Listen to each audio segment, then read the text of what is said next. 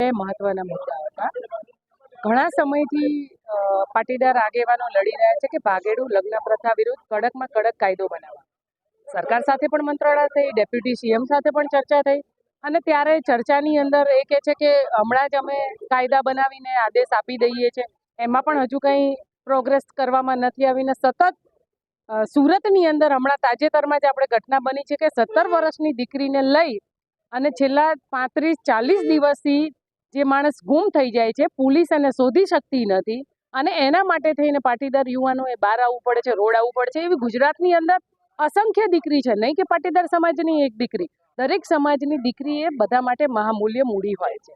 એવી દીકરીઓને જ્યારે આવા અસામાજિક તત્વો લુખાઓ જ્યારે ભગાડીને ભોરવીને લઈ જાય છે, એના વિરુદ્ધની આ લડાઈ છે. એના વિરુદ્ધના મુદ્દા ઉપર આજે પાટીદાર આગેવાનો રોડ પર આવ્યા હતા. ને સાથે સાથે વાત બીજી હતી રાજેન્દ્રભાઈ વિશે એટલે ચોક્કસ હું કહેવા માંગીશ, કારણ કે જ્યારે ભાજપ સરકાર જ્યારે ગાંધીનગરની અંદર બેઠી છે તો કયો નેતા ભ્રષ્ટ નથી.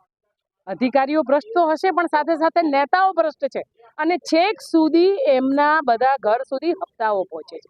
ખરા અર્થમાં જો રાજેશભાઈ ભ્રષ્ટાચારી હોય તો એને સજા મળવી જોઈએ, પણ જાણી જોઈને પાટીદાર સમાજના દીકરા સાથે જો આ અન્યાય કરવામાં આવતો હોય તો આ પાટીદાર સમાજ ક્યારેય સાખી નહીં લે. ને ખાસ કરીને મોટી સંખ્યામાં જ્યારે આજે મહિલાઓ આ રોડ પર ઉતરી છે એના દીકરા માટેની લડાઈ.